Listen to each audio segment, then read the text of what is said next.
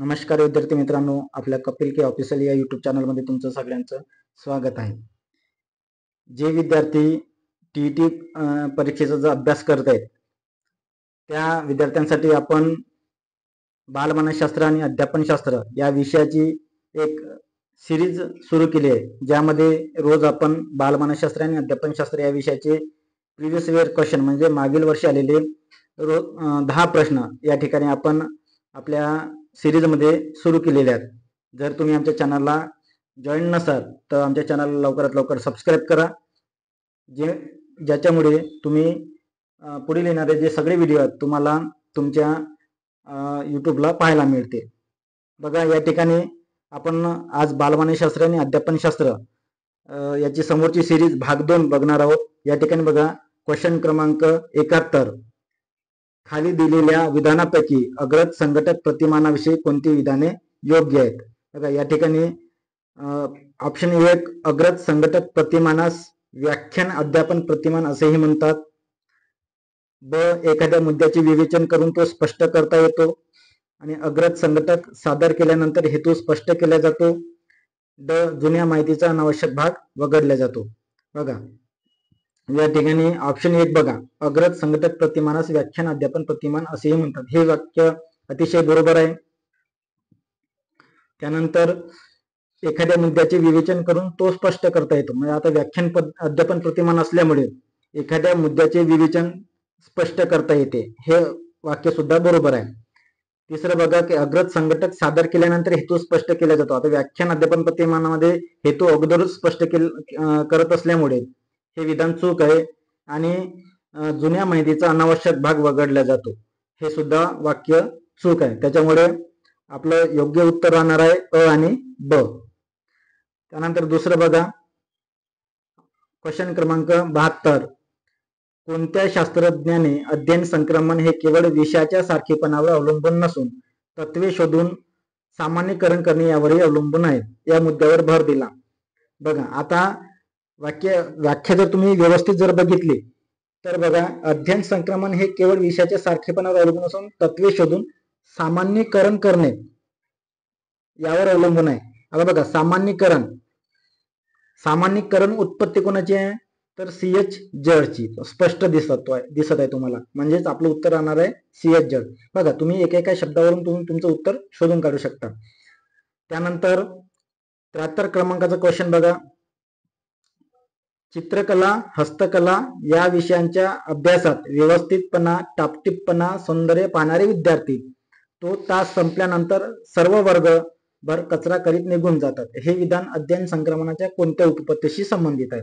आता उत्पत्त्या बघा, समान घटक उत्पत्ती, द्विभागीय संक्रमण, सामान्यीकरण उत्पत्ती आणि सहेतुक आणि ध्येयनिष्ठ उत्पत्ती. बघा, तर काय म्हणते की चित्रकलाचा क्लास संपल्याच्या नंतर त्या विषयाच्या अभ्यासात व्यवस्थितपणा टापटीपणा सौंदर्य पाहणारे विद्यार्थी सुद्धा तो तास संपल्यानंतर वर्गभर कचरा करीत निघून जातात. आता जर त्यांच्या हेतू जर स्पष्ट असेल आणि ध्येयनिष्ठ असेल तर ते क्लास संपल्यानंतर कचरा करणार नाहीत. मग ही जी उत्पत्ती आहे ही सहेतुक आणि ध्येयनिष्ठ उत्पत्ती आहे. त्यानंतर 74 क्रमांकाचं क्वेश्चन बघा, विस्मरण ही महत्वाची प्रक्रिया आहे. आता पुढील पैकी विस्मरणाबाबत कोणती विधाने सत्य आहेत? ऑप्शन अ बघा, अभ्यासानंतर मध्यांतरामध्ये अनेक गोष्टी केल्यानंतर विस्मरण होते. आता बघा, अभ्यास केल्याच्या नंतर मधामध्ये जर आपण काही गोष्टी केल्या तर अगोदर अभ्यास केलेल्या गोष्टीचं विस्मरण होते. हे वाक्य अतिशय बरोबर आहे. ब क्रमांकाचं बघा, अचूक प्रत्यावन आणि प्रत्याभिन विस्मरणावर साधक परिणाम करतात. विस्मरण म्हणजे विसरणे. आता अचूक प्रत्यावन म्हणजे आठवणे आणि प्रत्याभिज्ञान म्हणजे ओळखणे. बघा, प्रत्यावन म्हणजे आठवणे, एखादी गोष्ट आठवणे, आणि प्रत्याभिज्ञान म्हणजे एखादी गोष्ट ओळखणे.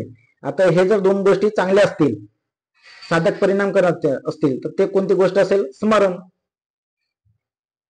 बघा, या ठिकाणी मग प्रत्यावन आणि प्रत्याभिज्ञान साधक परिणाम कोणावर करतात? स्मरणावर करतात, विस्मरणावर करत नाही. म्हणजे हे वाक्य काय कशा आहे? चूक आहे.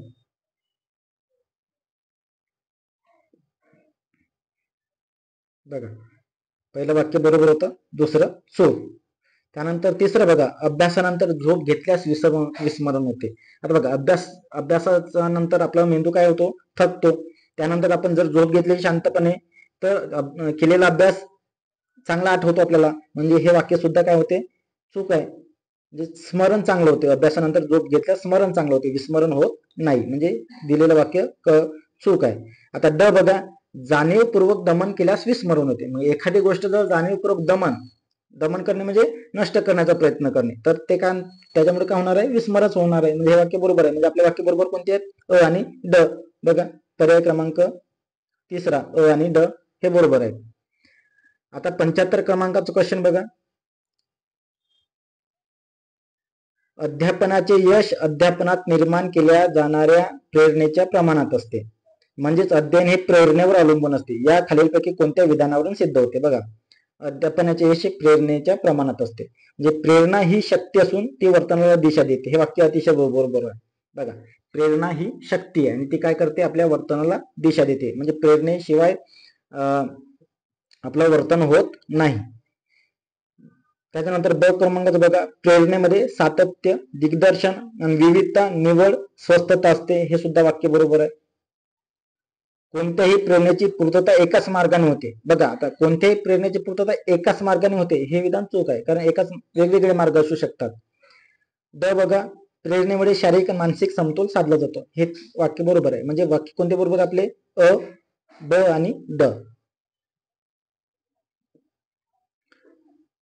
76 क्रमांकाचं क्वेश्चन, व्यक्तीला लहानपणी एखाद्या शिक्षिकेने शिकवलेली कविता तेव्हाचा प्रसंग जसाच्या तसा खूप वर्षांनी आठवतो.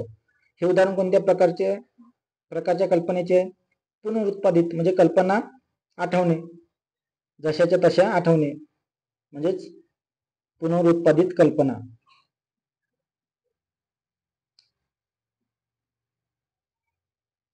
समोरचा क्वेश्चन बघा, 77 नंबरचा, खाली दिलेल्या संकल्पना तयार होण्याच्या टप्प्याचा योग्य क्रम लावा. संकल्पना तयार होण्याचा योग्य क्रम बघा.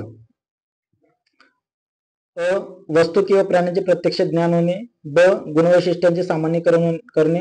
क, गुणवैशिष्ट्य ध्यानात येणे. आणि ड, संकल्पना तयार करणे. आणि ई आहे अमूर्त रूप देणे.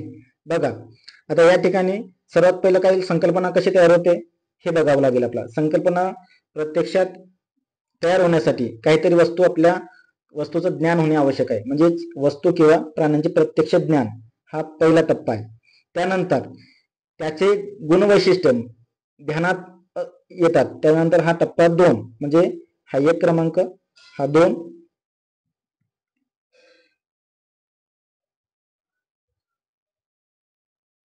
एक क्रमांक, हा 2 क्रमांकाचा. त्यानंतर गुणवैशिष्ट्य ध्यानात आल्याच्या नंतर काय होते, त्याचे गुणवैशिष्ट्याचे सामान्यीकरण करणे, हे 3 क्रमांकाचं आहे. त्याच्यानंतर बघा, आता ड किंवा ई बघा, आता संकल्पना तयार करणे की अमूर्त रूप देणे.